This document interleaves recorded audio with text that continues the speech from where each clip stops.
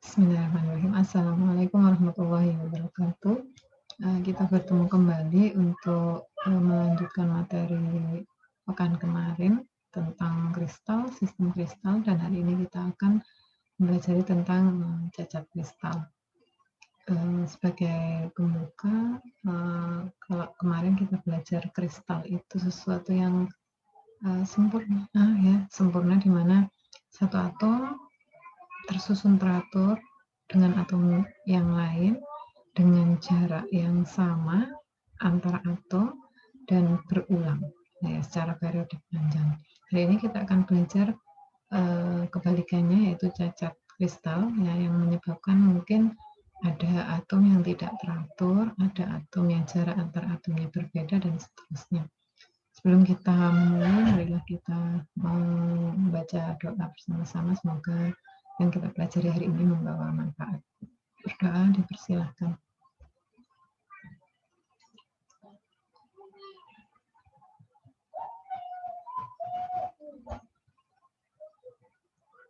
Berdoa selesai. Bu Ulfa akan share screen materi hari ini.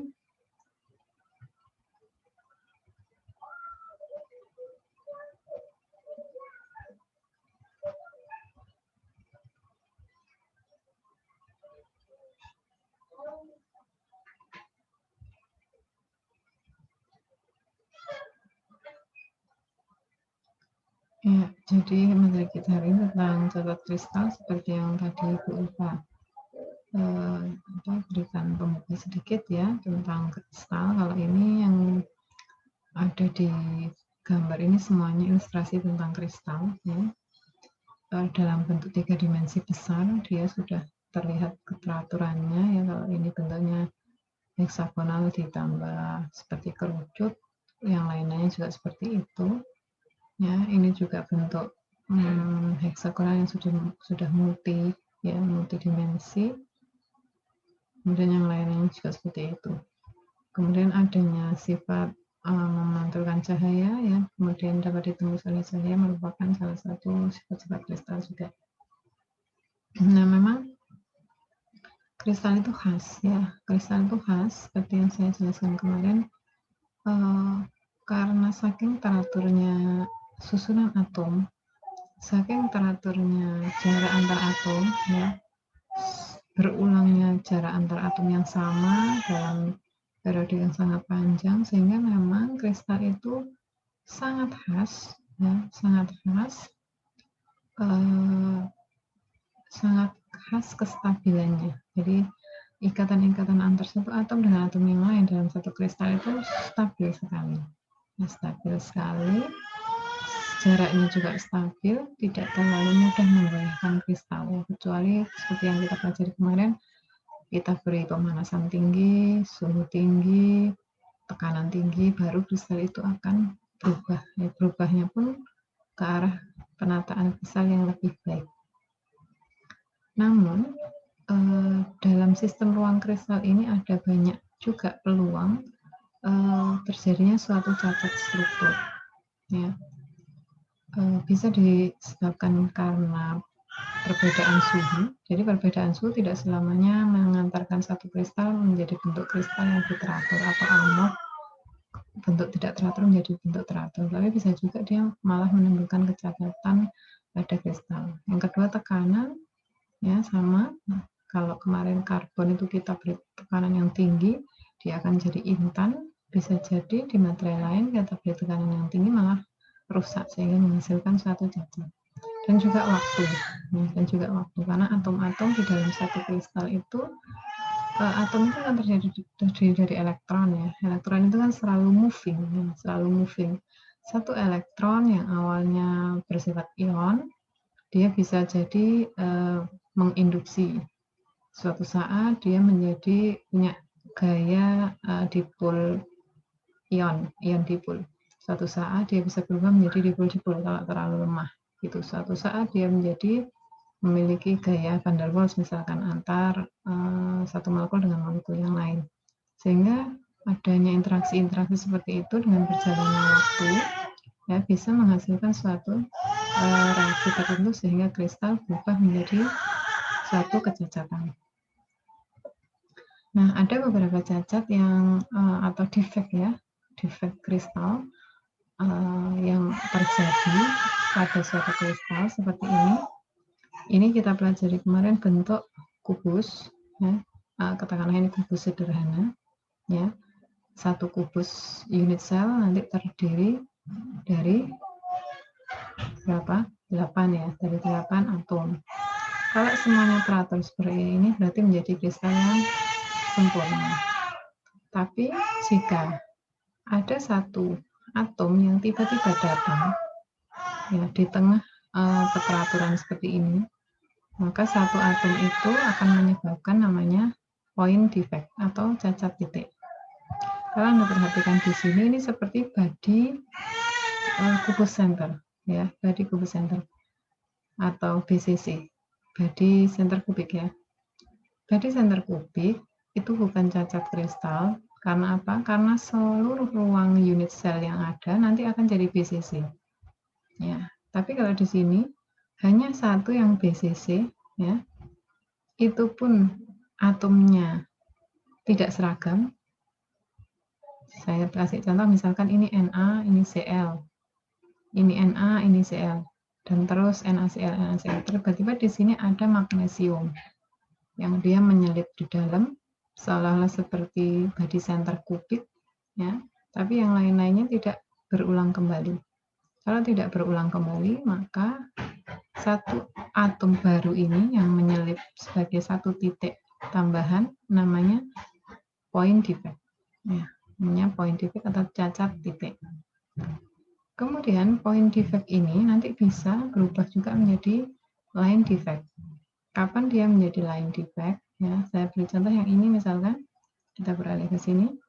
Ada keteraturan bentuk kubus sederhana di atas, ya. Satu unit sel nanti terdiri dari 8 atom dan berulang terus. Kemudian awalnya ada satu atom yang menyelip di tengah seperti ini. Tidak cukup satu atom, nanti ada atom tambahan lagi yang sama-sama menyelip. Ada tambahan lagi di depannya, ada tambahan lagi di depannya, sehingga yang awalnya satu titik ini membentuk line atau garis. Ya, membentuk line atau garis, sehingga bentuk yang kubus, yang harusnya ini kubus, nanti kan bisa bergeser. Ya, karena jarak antar atom juga akan bergeser. Sehingga bentuk simpel kubus atau kubus sederhana berubah menjadi agak semi pentagonal ya, semi pentagonal. Ya, dihasilkan dari atom baru. Yang di tengah ini bisa jadi atom baru, bisa jadi bagian dari atom penyusun. Misalkan ini Na, ini Cl, ini Na, ini Cl, yang ini Cl semua, ya, tapi dia menyelip tidak mengikuti aturan, ya, menyelip sebagai body center awalnya, kemudian bertambah 2 atom, 3 atom Na, 4 atom Na, sampai dia membentuk satu garis. Satu garis berarti minimal 2 atom atau 3 atom ya, baru disebut satu garis. Sehingga menghasilkan line defect atau cacat garis. Nah, definisinya tadi sudah ya, jadi cacat titik atau cacat pada titik kisi. Nah, ciri utamanya ada perubahan komposisi, jelas ya, ada perubahan komposisi yang awalnya rasio, misalkan ini NaCl, rasio Na dengan Cl sama 1:1, nanti berubah menjadi Na banding Cl banding atom baru, misalkan Mg, jadi komposisinya akan berubah. Kemudian cacat berbeda dengan cacat titik. Kalau cacat garis ini menghasilkan kerusakan secara fisik seperti ini.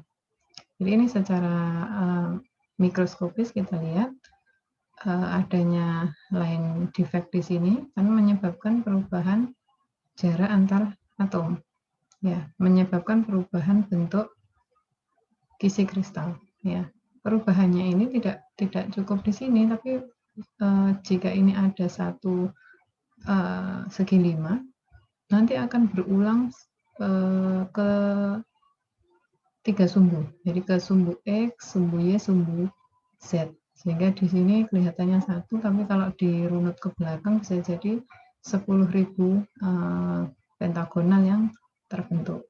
Sehingga semuanya kan akhirnya geser. Ya, adanya cacat lain atau defect ini nanti menghasilkan perubahan fisik seperti kristal itu terlihat bengkok, ya, terlihat retak atau seperti pecah, ya, itu berarti sudah terjadi line defect.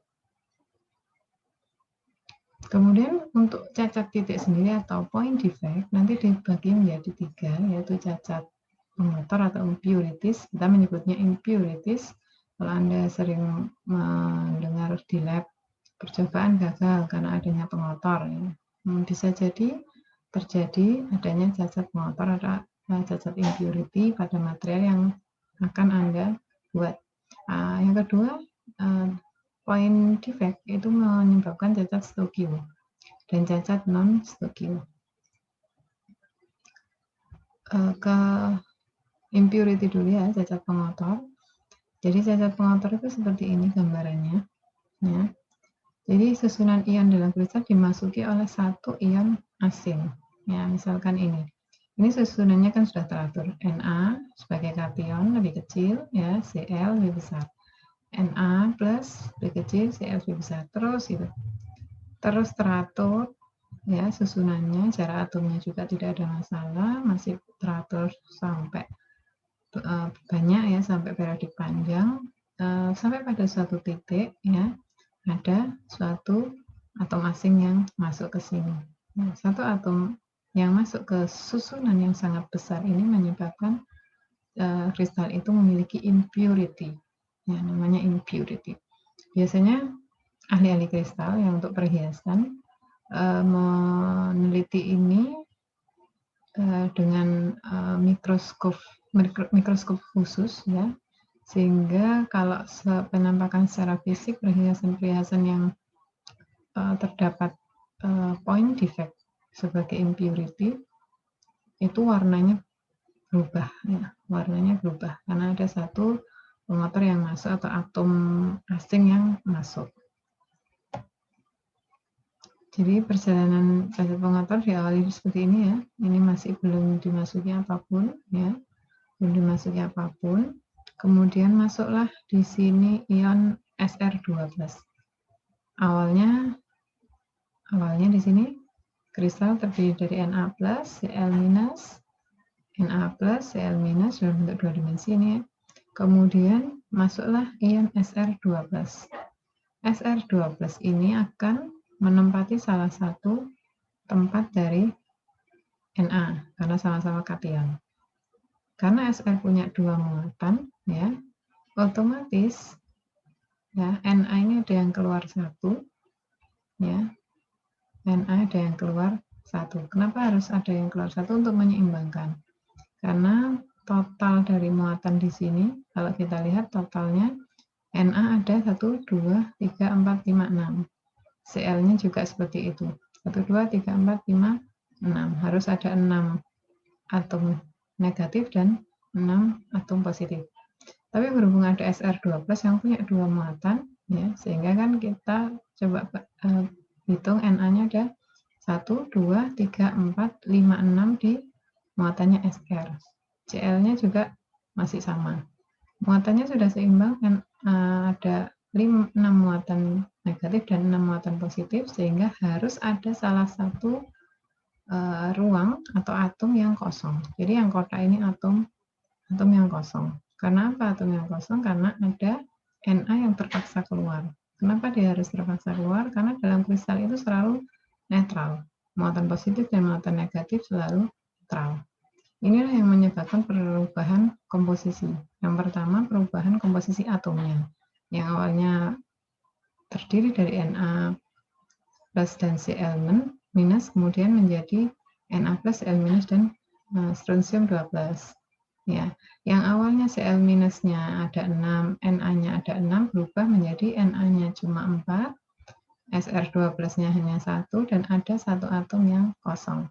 Karena ada satu atom yang kosong, kemungkinan besar berat molekulnya juga akan berkurang di bagian ini, kecuali atom yang masuk memiliki berat molekul yang lebih tinggi dari atom yang keluar. Tapi sepertinya kalau Sr lebih besar, ya. Strontium kan lebih besar, ya. Jadi kalau yang atom yang masuk lebih besar, meskipun ada satu yang keluar, ya bisa jadi beratnya bertambah.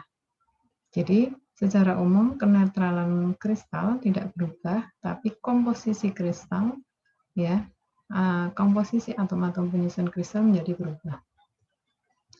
Kemudian jenis yang lain adalah cacat Stokio. Ya, cacat Stokio itu cacat yang tidak menyebabkan perubahan komposisi atom. Jadi komposisi atomnya sama persis, berbeda dengan impurities defect ini. Ya, kalau impurities defect kan komposisinya sudah berubah, karena ada atom asingnya. Nah, cacat Stokio disebut juga cacat intrinsik atau cacat termodinamik. Ya, nanti cacat Stokio sendiri ada dua, yaitu cacat kekosongan atau vakansi. Kita menyebutnya vakan. Ya, vakan itu sendiri artinya kosong. Jadi kalau Anda melamar pekerjaan berarti Anda mencari vakansi, mencari lowongan, mencari kekosongan.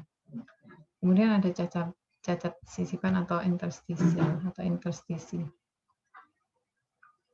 Kapan cacat kekosongan itu terjadi? Yang pertama, dia umumnya terjadi di padatan non-ionik. Ya, kalau padatan ionik biasanya kekuatan ikatan antar atom lebih kuat. Jadi ini lebih banyak terjadi di padatan non-ionik. Cacat kekosongan ini terjadi ketika ada suatu posisi kosong ya pada suatu kisi kristal karena ada satu atau lebih atom penyusun yang meninggalkan kisi, seperti impurity tadi. Impurity tadi cacat impurity atau cacat pengotor tadi kan ada Na yang meninggalkan kisi ya, karena ada strontium yang masuk sehingga ada satu Na yang kosong untuk menyeimbangkan kenetralan kristal. Nah, kekosongan yang ada inilah ya yang menyebabkan penurunan kerapatan pada suatu zat padat. Jadi secara fisik padatannya nanti lebih ringan dibandingkan padatan normal. Seperti ini, cacat kekosongan. Nah, kalau tadi kekosongan yang meninggalkan kisi cuma satu, yang ini lebih banyak. Ya, cacat vakansi atau cacat kekosongan. Jadi kalau yang cacat impurity tadi seperti ada yang diceritakan ya, bahwa ada strontium yang masuk, ya, kemudian nanti ada yang kosong. Kalau ini enggak, ya, kalau yang ini enggak, proses perjalanan atau mekanismenya tidak diceritakan. Yang jelas tiba-tiba ada kristal, ya, yang ada bagian kosongnya, ya. Tapi tidak ada atom baru yang masuk. Strontiumnya kan di sini tidak diceritakan. Beda dengan yang impurity tadi. Yang impurity tadi strontiumnya kan diceritakan ada. Jadi siapa pengotor atau impurity dalam kristal ini adalah ion strontium. Kalau yang ini, siapakah pengotornya tidak tahu. Ya, yang jelas ada atom-atom yang meninggalkan tempatnya. Ya, sehingga terjadi vakan atau kekosongan. Sebabnya apa? Sebabnya banyak, tapi 3 sebab yang sudah saya jelaskan di depan tadi, waktu, suhu, kemudian tekanan, itu salah satu faktor, atau tiga-tiganya merupakan faktor yang bisa menyebabkan kekosongan. Jadi atom-atom yang di sini yang awalnya terikat keras, karena dia ini tadi terjadi rata-rata di non-ionik ya, karena non-ionik itu ikatan antar atomnya juga tidak terlalu kuat, ya, interaksi antara atomnya tidak terlalu kuat dengan suhu, tekanan, maupun perubahan waktu, ada masa-masa satu atom itu meninggalkan tempatnya, ya, sehingga menyebabkan vakan atau dipaksa untuk meninggalkan tempatnya. Ini juga ada. Jadi di semikonduktor biasanya semikonduktor seperti fosfor misalkan ya, atau silikon ya, silikon itu ada yang dibuat vakan posisinya sehingga dia memiliki sifat seperti konduktor. Silika itu kan tidak punya sifat menghantar listrik dan menghantar magnet ya, tapi bisa dia dibuat kosong beberapa atomnya, kemudian atom yang kosong ini diselipi logam yang memiliki sifat konduktor. Jadi semikonduktor seperti itu pekerjaannya. Jadi awalnya dia tidak punya sifat konduktif, tidak bisa menghantar listrik dan tidak bisa menghantar panas. Tapi kemudian salah satu atom yang ada dalam non-konduktor tadi atau isolator tadi diambil atomnya sehingga terjadi vakan. Nah, kemudian vakan yang kosong ini diselipi dengan yang namanya dopan. Dopannya adalah logam-logam yang memiliki sifat konduktif. Sehingga setelah diselipi, silika tadi yang gelas atau plastik yang tidak punya sifat konduktif akhirnya memiliki sifat konduktif. Kemudian kita beri nama dengan semikonduktor. Nah, banyak ya, HP Anda itu misalkan kan ada beberapa bagian yang terdiri dari plastik murni plastiknya, atau LCD yang kita pakai ya. LCD yang kita pakai itu kan banyak bagian-bagiannya itu adalah plastiknya. Plastik itu kan polimer yang tidak bisa menghantar listrik, tidak bisa menghantar panas, tidak bisa menghantar medan magnet. Ya. Tapi kenapa dia bisa menghantarkan listrik? Bisa menghantarkan panas, bisa menghantarkan impuls pulsa gitu. Karena di dalamnya diberi sifat konduktif. Ya, sifat plastiknya masih ada, sifat konduktifnya ada karena ada selipan logam yang mengisi vakansi atau kekosongan pada material tersebut, kekosongan atom pada material tersebut. Yang kedua itu cacat sisipan, ya. Ini terjadi ketika ada atom asing yang masuk dalam suatu kisi kristal. Ya, jadi ada atom asing masuk ke kisi, ya, tapi tidak ada pergantian posisi. Ya, tidak ada pergantian posisi atom asli sehingga menyebabkan kerapatan atomnya meningkat. Ya, ini agak berbeda dengan cacat titik tadi ketika ada strontium, cacat impurity. Kalau tadi NaCl, ya tiba-tiba ada strontium masuk, tapi Na-nya ada yang keluar. Ya, secara umum kerapatannya hampir sama ya, karena 2 Na yang keluar digantikan dengan 1 strontium. Tapi kalau cacat sisipan ini tidak, ya dia tiba-tiba menyisip saja, tapi tidak ada atom yang keluar. Ya, tidak ada atom yang keluar, sehingga densitas atomnya bertambah. Ya, kerapatan atomnya atau kita kenal dengan APF ya itu bertambah. Ya. Atomic pack faktornya bertambah, rapat kemas atomnya bertambah. Ya. Kemudian yang berubah lagi kemungkinan besar kalau misalkan ini atom netral semua, ya, dalam satu kisi itu atom netral semua, kemasukan atom lain yang punya muatan positif, misalkan kristal ini bisa jadi memiliki muatan, ya, bisa jadi memiliki muatan. Kecuali kalau yang masuk tidak bermuatan, ya, kemudian atom aslinya juga tidak bermuatan, ya, tidak bermuatan. Karena itu cacat stukio memang lebih banyak terjadi di non-ionik, ya, karena non-ionik seperti ini kan non-ionik, bukan berarti di ionik tidak bisa terjadi, tapi lebih gampang di non-ionik, ya, karena non-ionik itu ikatannya sudah lemah, ya, dia mau dihilangkan atomnya seperti cacat vakan juga gampang, dia mau dimasuki atom yang baru seperti interstisi juga lebih gampang, karena memang dasarnya interaksi antar atomnya sudah lemah. Jadi, tapi muatannya kemungkinan tidak berubah kalau semuanya bentuknya atomik, ya, bukan ionik. Tapi kalau bentuknya ionik, bisa jadi material ini atau kristal ini nanti akan berubah menjadi bermuatan, entah negatif atau positif tergantung mayoritas muatan yang masuk, dan juga kerapatannya pasti bertambah. Ya, kerapatannya bertambah karena dalam satu ruangan harusnya isinya ini seperti ini 12 atom, dia akhirnya ditambah dengan 2 atom, jadi 14 atom. Jadi APF-nya kalau dihitung pasti akan bertambah. Kemudian cacat interstisi nanti dibagi menjadi 2, yaitu cacat Frankel dan cacat Schottky. Yang pertama, ya, interstisi yang pertama, Frankel itu ketika ada kation, jadi size atau ukuran ionnya lebih kecil, kation ya, berpindah ke daerah sisipan di suatu kisi kristal yang normal. Ya. Ion yang pindah ini harus kecil. Kenapa harus kecil? Karena kalau besar dia nggak bisa menyisip. Nah, kalau besar nggak bisa menyisip. Rata-rata non-ionik, ya, rata-rata ionik itu memiliki rongga antar atom, ya, memiliki rongga antar atom. Karena satu ion dengan ion atau satu atom dengan atom lain tidak terlalu kuat interaksinya, nanti ada yang bisa menyisip. Ya, kata-kata menyisip di sini otomatis kan yang berpindah itu kecil ya. Otomatis yang berpindah itu harus kecil agar cukup. Ya, agar cukup.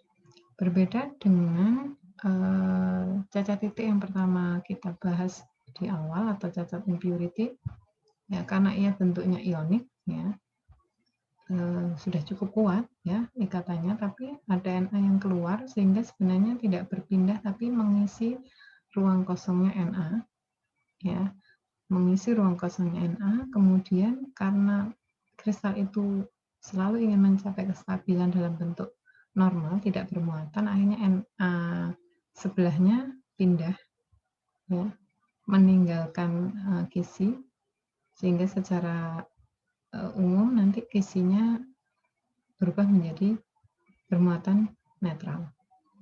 Untuk yang Frankel ini, ion katiannya berpindah ke daerah sisipan, ya, karena dia ukurannya kecil, ya. Kemudian perpindahan ionnya ini nanti tidak menyebabkan perubahan muatan kristal, ya. Tidak menyebabkan perubahan muatan kristal, juga tidak menyebabkan perubahan kerapatan kristal. Seperti contohnya ZNS dan AgCl, ya. Seperti ini. Jadi ada susunan atom yang teratur, terdiri dari muatan positif, negatif, dan seterusnya. Ya, kemudian ada ruang kosong ya di sini. Ya, ada ruang kosong. Kemudian ada ion yang pindah. Ya, ada ion yang berpindah seperti ini. Jadi perpindahannya tetap di lingkungan itu. Ini kan harusnya teratur ya. Muatan negatif, positif, negatif, positif, negatif, positif.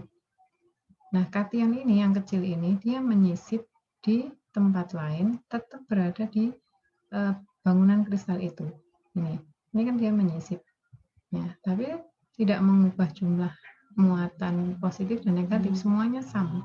Kalau jumlah muatan positif di sini misalkan 10, negatifnya 10, tetap ya, semuanya tetap. Dia hanya menyisip saja, pindah ke ruang kosong di daerah situ. Jadi tidak berpindah ke tempat yang lain. Otomatis kalau tidak berpindah ke tempat yang lain, jumlah muatan positif dan jumlah muatan negatif tidak berubah rasionya, muatannya juga tetap. Kerapatannya juga tetap. Ya, kerapatannya secara umum tetap, cuma kerapatan di bagian sini mungkin berkurang. Tapi kerapatan ini atom secara umum dia sama karena jumlah muatan positif dan negatifnya sama. Cacat yang kedua dari intersisi itu adalah Schottky, di mana ada ruangan kosong pada posisi kation. Ya. Nanti ruang kosong pada posisi kation ini diikuti dengan kosongnya posisi anion. Jadi vakan yang bertahap itu namanya cacat Schottky. Ya. Kation anion yang meninggalkan kisi ini nanti fungsinya untuk menyeimbangkan muatan kristal. Sama persis dengan impurity defect. Kalau impurity defect tadi kan contohnya natrium ya, ion natrium yang meninggalkan agar kristal secara umum muatannya netral. Kalau ini kation dan anion meninggalkan kisi kristal untuk menyeimbangkan muatan kristalnya menjadi netral. Nah, hal ini terjadi kalau ukuran anion dan kationnya hampir sama. Kalau ukuran kationnya lebih kecil dari anion, yang terjadi adalah Frankel. Tapi kalau ukuran anion dan kation hampir sama, ya, maka yang terjadi adalah cacat Schottky. Jadi bedanya Schottky dan Frankel di situ, paham ya? Kalau Frankel itu kation yang meninggalkan, ya, pindah menyelip di sampingnya, ya karena posisinya lebih kecil. Kalau Schottky ini sudah meninggalkan kisi, tidak hanya menyelip, tidak ada selipan, tapi dia meninggalkan kisi. Nah, karena muatan anion, ukuran anion dan kation sama. Untuk mencapai ukuran yang sama, biasanya anion atau kation itu memiliki bilangan koordinasi yang besar, antara 6 dan 8. Kalau Anda flashback ke penjelasan FCC, BCC, ya, koordinasi yang besar antara 6 dan 8 itu dimiliki oleh FCC dan BCC. Masih ingat ya, FCC dan BCC punya bilangan koordinasi yang besar karena atom tetangganya cukup banyak. Contohnya di sini NaCl itu bisa mengalami cacat Schottky, ya. Ada juga AGBR itu dapat mengalami dua-duanya, bisa mengalami cacat Frankel, ya, bisa juga mengalami cacat Skorsky. Ini contohnya, ya. Jadi harusnya pada kristal ini kan terjadi keteraturan. Muatan negatif, positif, negatif, positif, negatif, positif terus seperti ini, ya. Kemudian suatu saat muatan positif pergi, ya. Kalau muatan positif ini pergi, berarti kan kristal ini bermuatan negatif. Ya, agar muatan kembali menjadi netral, muatan negatifnya meninggalkan kisi. Jadi ini benar-benar meninggalkan kisi. Karena meninggalkan kisi, kerapatan muatannya juga akan berubah. Ya, kerapatan atomnya atau APF-nya nanti akan menurun. Densitas atomnya akan menurun. Ya, tapi muatan secara umum tetap netral. Kemudian cacat non-stoichiometry, tadi kan ada cacat impurity, stoichiometry dibagi-bagi lagi menjadi sampai Skorsky dan Frankel. Kemudian yang terakhir cacat non-stoichiometry atau cacat ekstrinsik. Jadi cacat ekstrinsik ini terjadi perubahan komposisi pada struktur kristal. Ya, ada dua, yaitu metal excess defect dan metal deficiency defect. Yang pertama, karena kelebihan logam. Yang kedua, karena kekurangan logam.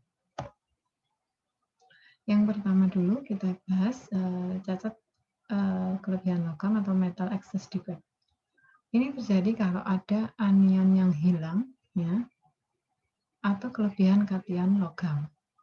Kita kembali pahami bahwa logam itu kan muatannya positif, ya. Logam itu muatannya positif. Jadi metal excess atau kelebihan logam ini kelebihan muatan positif atau kelebihan kation logam. Karena apa? Karena ada hilangnya anion.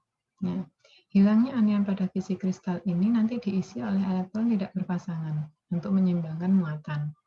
Nah, elektron yang tidak berpasangan yang mengisi bekas posisi anion nanti menjadi F-center atau Farbesentes. Farbesentes itu bahasa Yunani yang artinya pusat warna. Jadi semakin banyak pusat warna, semakin kuat nanti intensitas warna suatu padatan. Ya. Contohnya NaCl, kalau yang pure NaCl ya itu putih, ya, itu putih.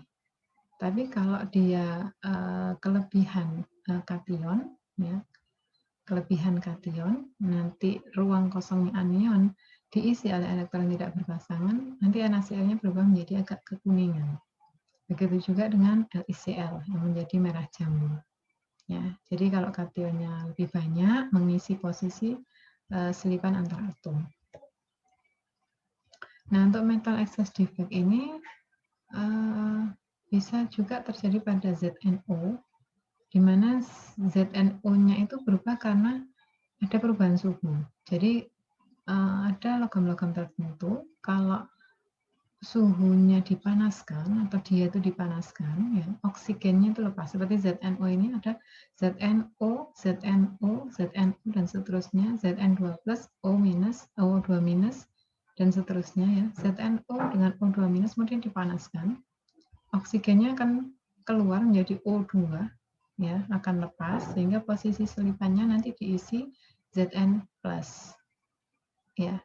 Jadi posisi anionnya oksigen tadi, oksigen sebagai anion atau O2- lepas, sisanya atau bekasnya O2- diisi dengan Zn+. Ya, Zn+. Kenapa bukan Zn2- ya? Ini nanti tergantung, ada Zn+, ada Zn2- ya. Tapi yang lebih gampang Zn+ karena ukurannya lebih kecil. Kelebihan ion Zn+ nanti menghasilkan warna dari ZNO yang putih menjadi ZNO yang berwarna kuning. Jadi cirinya itu. Jadi kalau ada warna Zn, harusnya Zn kan putih, ya. Kok ini berubah jadi kuning, Bu? Berarti karena pemanasan tinggi. Oksigen keluar, kemudian digantikan dengan Zn+. Zn+ ini Farbesentes tadi, ya. Elektron tidak berpasangan memasuki posisinya anion, atau memang Zn-nya memang Zn+-nya memasuki sehingga Zn+-nya menjadi pusat warna yang berwarna kuning, sehingga secara umum material berubah menjadi warna kuning. Ini contoh metal akses ya. Jadi ini posisi normalnya seperti ini, anion, kation, ya. Kemudian nanti ada yang hilang ya, sehingga kationnya secara umum lebih banyak. Ya, kationnya secara umum lebih banyak, sehingga yang kosong ini diisi dengan elektron tidak berpasangan. Ya, elektron yang tidak berpasangan inilah yang menghasilkan pusat warna atau vertisentis. Yang kedua, non-Stokio itu terjadi ketika ada ion logam yang hilang dari kisi kristal, lalu muatan kristalnya diseimbangkan oleh ion logam lain yang punya muatan positif yang lebih besar. Jadi ada susunan logam ya misalkan, kemudian ada satu ion logam misalkan yang hilang. Ya. Kalau satu ion logam hilang kan berarti kationnya hilang, muatan positifnya jadi berkurang. Ya, muatan positif yang berkurang ini nanti digantikan oleh ion logam lain yang punya muatan yang lebih besar. Misalkan Na hilang, Na plus hilang, ya dari kisi kristal, kemudian digantikan oleh logam yang lain, misalkan Ni, ya, Ni2 plus, ya, muatan positifnya lebih besar. Cacat defisiensi metal defisiensi ini hampir seluruhnya terjadi pada logam transisi. Kenapa? Karena logam transisi yang memiliki bilangan oksidasi lebih dari 1. Jadi ini biasanya terjadi pada ion logam jenis yang sama. Ya, ion logam yang jenis yang sama. Misalkan besi dengan besi, Fe2+, Fe2+ atau besi FeO misalnya, Fe2+ dan O2-, ya. Kemudian ada yang hilang, ya. Ada yang hilang Fe-nya salah satu, kemudian nanti ada F3+ yang menggantikan. Ya, yang menggantikan. Sehingga nanti muatan positifnya menjadi lebih besar, sehingga kristal itu juga menjadi bermuatan, ya, menjadi bermuatan. Contohnya ini. FeO ya, komposisinya secara umum itu 96 banding 100 ya. Jadi 93 sampai 96 Fe, nanti 100 buah oksigen ya. Jadi antara 93 sampai 96 ya. Bisa jadi Fe-nya 93, Fo oksigennya 100, bisa jadi juga bentuknya Fe-nya 96, oksigennya 100. Nah, komposisi ini, yang FeO ini, kenapa kok berbeda? Kok sampai 93 sampai 96? Kenapa tidak 96 banding 100 saja, tidak pakai kisaran? Kan ini ada, kalau kita pakai yang Fe93 misalkan, kan berarti ada 4-7% ya yang hilang. Ya, ada 7% yang hilang posisi Fe2+-nya. Kenapa kok posisi ini hilang? Ya karena posisi Fe yang hilang nanti digantikan dengan Fe3+. Seperti ini. Jadi Fe banding oksigen memang dia 0,96 banding 1. Tapi ada Fe3+ sebesar 0,4. Jadi satu atom oksigen nanti berikatan dengan 1/4 atom Fe3+, berikatan dengan 0,96 atom Fe2+, membentuk satu kisi. Membentuk satu kisi, seperti itu. Dan banyak sekali terjadi di beberapa contoh, memang logam-logam transisi itu rasio atomnya dalam satu unit sel itu tidak selalu sama, seperti yang saya contohkan tadi. Misalkan Na-nya 16, oksigennya 16, tidak selalu seperti itu ketika mengalami metal defisiensi defect. Kalau tidak mengalami metal defisiensi defect, mengalami yang lain, misalkan impurity, itu biasanya rasionya sama. Jadi kalau FeO ya Fe-nya 1, oksigennya 1. Jadi kalau dilihat gambarannya itu FeO, FeO, FeO, dan seterusnya. Tapi kalau mengalami metal defisiensi defect, jadi Fe2+-nya ada yang hilang, kemudian ada Fe3+ yang masuk, sehingga nanti rasionya adalah Fe2+, Fe3+, dan oksigen. Bisa juga terjadi misalkan di Ni ya, Ni2+, Ni3+, dan oksigen, atau dengan Cl, dan seterusnya. Yang jelas, yang hilang itu adalah kation logam yang muatannya lebih kecil. Ya, yang hilang seperti itu. Itu yang masuk adalah katian logam yang lebih besar. Sehingga secara umum nanti rata-rata metal defisiensi defect menghasilkan kristal yang memiliki muatan, ya, memiliki muatan positif. Saya lanjutkan, ini sudah akhir dari penjelasan Bu Ulfa, ya. Jadi secara umum kita simpulkan ya bahwa kristal memang pada dasarnya adalah keteraturan atom-atom, baik dari segi jumlah atom, rasio atom atau jarak antar atom, ya, yang dia berulang tetap teratur secara periodik panjang. Tapi bisa jadi karena satu dan lain hal, misalkan suhu, tekanan, waktu akan menghasilkan defect atau cacat kristal. Jika yang masuk itu satu atom asing, maka dia akan terjadi point defect. Jika yang masuk itu beberapa atom asing, atau tidak harus atom asing, atom bagian dari kristal itu, tapi dia menyelip membentuk semacam body center, tapi membentuk satu garis, maka dia menghasilkan line defect atau cacat garis. Nah, nanti macam-macam point defect nanti ada 3 ya, impurity, stokio, dan non-stokio. Karena disebut point defect, maka impurity yang di sini tidak harus membentuk line panjang, tapi cukup satu titik yang dimasuki oleh atom yang asing. Begitu juga ketika cacat stokio ya, yang mengalami vakansi, bisa jadi hanya perlu 1 atau 2 atom yang meninggalkan isi kristal. Interstisi juga seperti itu, tidak memerlukan terlalu banyak atom yang masuk, cukup 1 atau 2 atom yang masuk, dia sudah mengalami point defect jenis interstitial defect. Kemudian untuk cacat sisipan ada Frankel, ya, ada Sosky. Frankel tadi kation saja yang berpindah ya ke daerah sisipan, ya, karena kation itu ukurannya kecil, hanya berpindah saja di satu kisi kristal lain di bangunan kristal secara utuh. Berbeda dengan Sosky, Sosky nanti ada 1 atau 2 muatan positif atau negatif yang meninggalkan kisi kristal dengan tujuan agar kristal itu tetap netral. Ya, sekali lagi karena ini point defect, maka tidak memerlukan terlalu banyak yang masuk atau keluar, cukup ada tambahan 1 atom atau 2 atom, maka sudah menghasilkan cacat defect, point defect, ya, menghasilkan suatu defect.